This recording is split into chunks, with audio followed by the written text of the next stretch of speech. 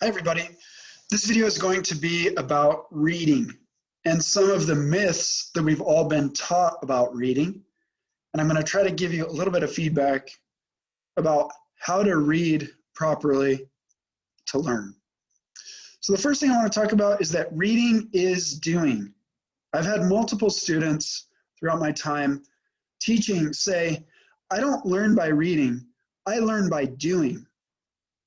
That's a false dichotomy there. Reading is a form of doing. And so in my mind, that is merely an excuse. I'm not blaming you. If you don't think reading is doing, I'm not trying to make you feel badly about yourself. But reading is doing. You use your body. You use your mind. There are techniques to it. There are methodologies to it. When you're doing reading right, you are learning. So when you're reading, if you're not learning something or remembering something, then you are not using the appropriate methodology. And we're going to talk a little bit about that. So the first thing I want you to think about is that reading is doing, just like computer programming, just like chopping down a tree with an axe, just like learning how to surf or ride a bike. It is a form of doing. And so if you don't like it, and if you don't practice it, you're not going to learn the way to do it right. And so just like anything else, it takes a lot of practice. And just like anything else, when you first start doing it, it's extremely frustrating. And you will not have the facility that you will have a year from now, 2 years from now, 30 years from now, 40 years from now. It's something that needs to be practiced every day. And the more that you practice it every day, the better you'll get at it. Again, as long as you're doing it right. So first principle, reading is doing. So let's think of it as a form of doing. Next principle, environment matters. Environment matters, perhaps more than anything else, and people don't pay attention to this. Turn off Cardi B. Turn off any music that has lyrics. Turn off your TV. Oh no, but I like to have the TV on because it helps me. It's the way that I study. No. Turn off any visual imagery. Your brain, you do not control your brain controls you. Your brain can only focus on one thing at a time. If there's visual imagery that you're interested in on a TV, you will constantly be bouncing back and forth. You might think that it's the way that you study, and it probably is the way that you study if it is the way you study. But what you're doing to yourself is you're pulling your attention away. Every time you pull your attention away from a task, it takes at least, according to some literature, 7 to 15 minutes to refocus. Oh, you're getting pulled to that TV. If you're using music with lyrics, turn it off. Those lyrics are competing with the lyrics of the page. Somebody is trying to talk to you through the written word. Don't mix that up with somebody talking to you at the same time from the outside. It's no wonder that people don't remember anything. It's no wonder that they feel anxious and frustrated when they read, when they have all this other stuff going on. Some other things. Light matters, especially for people like me. You have to have proper lighting. If you're struggling, then you're going to be expending literally physical energy as well as psychological energy that you need to be using to focus. So proper lighting, lots of light. If you live in a sunny place, open up the windows, go outside and read in those environments. And then related to, the music. You can have music, but just make sure it's non-lyrical. So classical music is great. Ambient music, there's a guy named Brian Eno who's awesome. There's a group or a guy called Aphex Twin for something a little bit more edgy, but still in that realm. But Justin, I don't like classical music. I don't like ambient music. It's not the way that I do it. Try it. Redirect your behaviors. You will come to like those types of music if you listen to it long enough. You'll come to appreciate it. And also it can provide that environmental feel, environment matters, around that puts you in the right headspace. And then I know that many of you have children and all of those things, and you just have to learn how to deal with it. But again, every time your child is interrupting you, every time that you're having to deal with something else, every time you're getting up to go wash the dishes or whatever it might be, you're taking yourself away from that focus time. So when you're reading, try to make sure that you have a block of time spaced out and you can commit to it. And then one little but very important thing, sit up. Sit up in a chair, or try to avoid really comfy things where you lay back, and we've all been there, right? And you're just going to fall asleep, and it's hard to focus. It's hard to focus when you're laying back or about to fall asleep, or you're in this nice comfy chair and the TV's over there, and your normal behavior when you sit in the chair is to click the remote and turn it on. Those are all things that you're going to be fighting, right? These like pathway behaviors. So sit in a chair, sit up with light. And I know I said that was the last one, but there is one more. Have a notepad with you. Write about what you're reading. Don't take notes on every single paragraph. Don't try to outline the whole thing unless you have to, unless it's an assignment.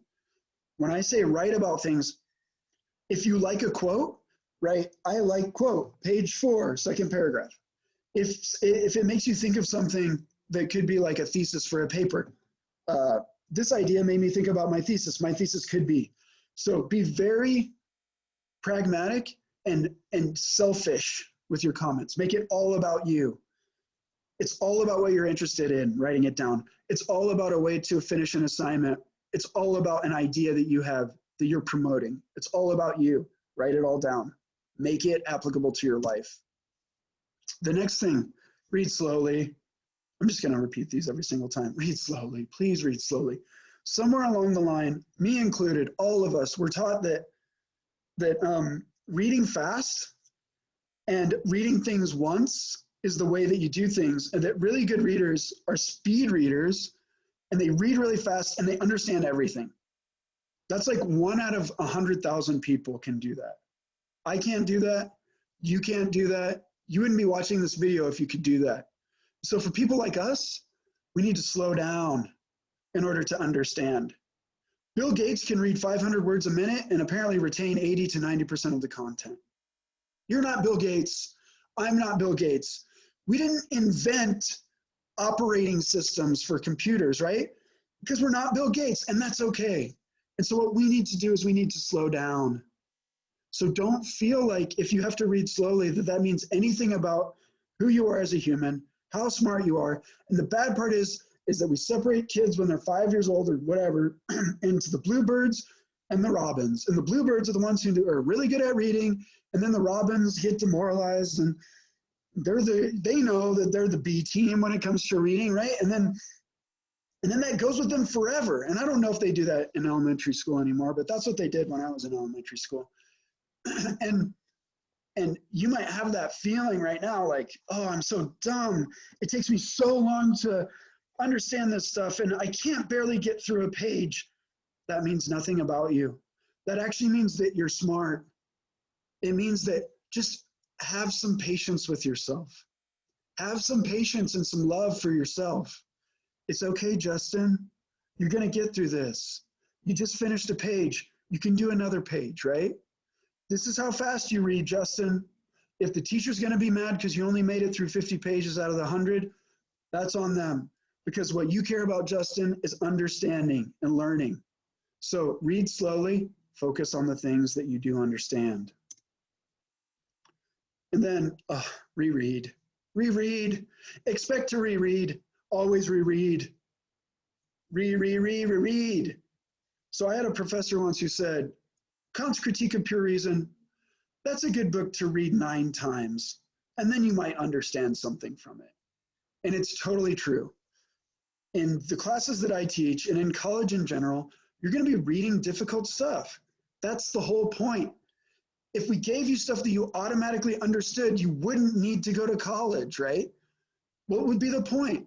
And if you can understand everything you're reading in college, maybe you should rethink if you already know it, not if you can understand it, but if you already know it, then you should rethink about being in college, because you could be one of the million people who can drop out of college and still do well in life, which is also a fallacy if you think that you can do that and you're not Bill Gates or Mark Zuckerberg, right? For the rest of us, come to me, all of my slow thinking, people who feel bad about themselves. Come, let's hang out together. You have to reread. It's as simple as that. Like, don't let anyone lie to you. It's like 1 out of 1,000,000 people who can read everything really fast and understand it the first time. For the rest of us, we have to plod along and we make mistakes, and then we're thinking about our sick kids and we miss the fact that we just got through 3 pages and we don't remember a word of what was said. So we have to go back and reread it. And if by chance we do read something that we understand the first time, oh, what a miracle. Thank the gods of reading for that.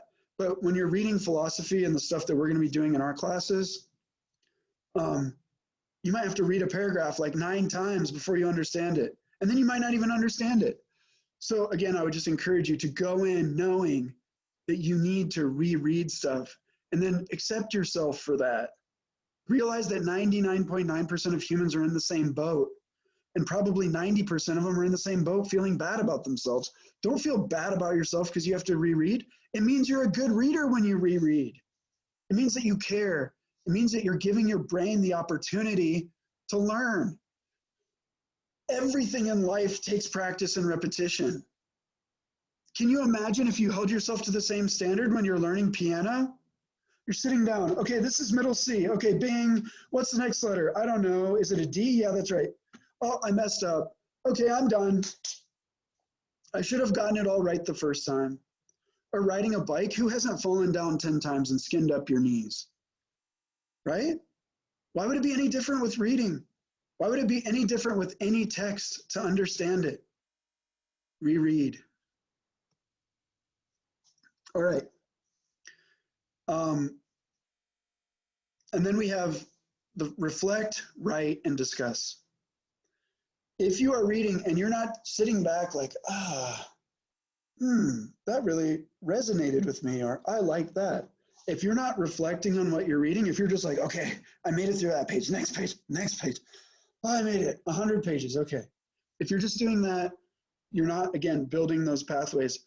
When you reflect on what you're reading, when you think about how it applies to your life, when you think about how it applies to other things that you know from other domains, you're creating deeper pathways. You're creating that deeper form of knowledge. Because when you can connect it to something that you care about, then it will live there forever.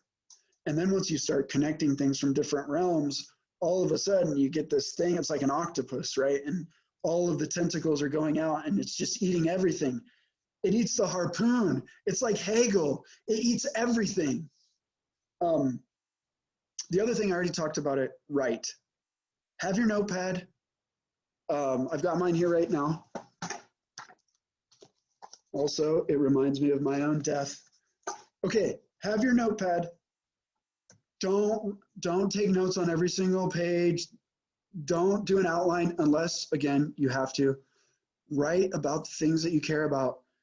Make notes of the quotes that are of interest to you and where they are in the book so that you can remember them.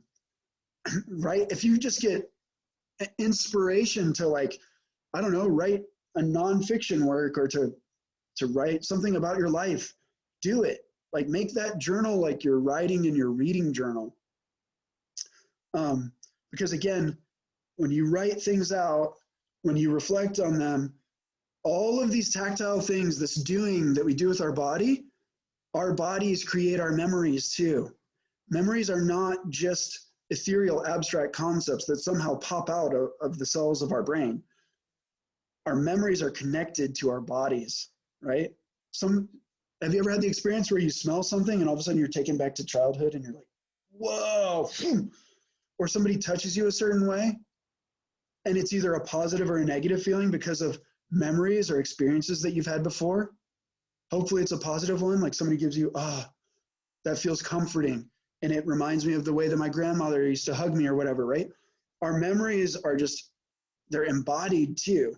And so when you're writing and when you're reflecting and when you even sit back and just think like, yeah, when you close your eyes, whatever it might be, you're building those pathways. And then the final thing, discuss, talk about it.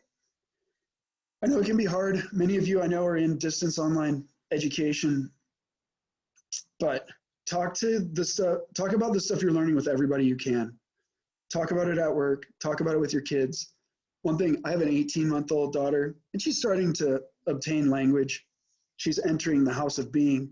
But, you know, when I pick her up from preschool, I literally like just talk to her about like whatever I'm thinking about my life. I call it my therapy, right? And it helps me actually because I'm like talking about things that I care about and even telling her like how much I love her and stuff. She doesn't understand it, but and talking about my fears for her and how I hope that I can be a good dad and stuff. And she doesn't understand any of these things, but I'm discussing all of this stuff and I'm bringing it to my conscious level. And even like this, I practiced this presentation with her in the car, and I was pretending like she was one of my students.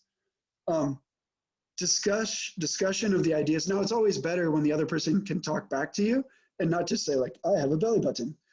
But when they can talk back to you and give you feedback and they have their perspectives, and it takes a little bit of emotional intelligence here. Like, you know, if you have kind of a blue collar job and you're learning about Plato, you know, the context might not be one such that you can walk in and be like, hey, everybody, I'm reading Plato and you guys aren't going to college, right? And everybody knows that you shouldn't do that. But you might have an opportunity at work to just say like, have you guys ever thought about like what the good life is? Like, you know, what really matters, you know?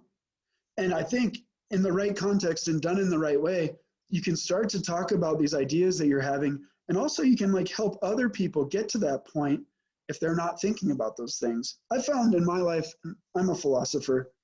When you start talking about like death and meaning and purpose and how ought one live and how to be a good parent and how to be a good partner or spouse, people get interested, right? Now, the thing is, you have to listen to people too for them to be interested, right? And actually, that's probably even more important, is just listening and letting them talk about it. But just having these experiences, people want to talk about that stuff. They don't want to talk about Dancing with the Stars or the weather. Who cares?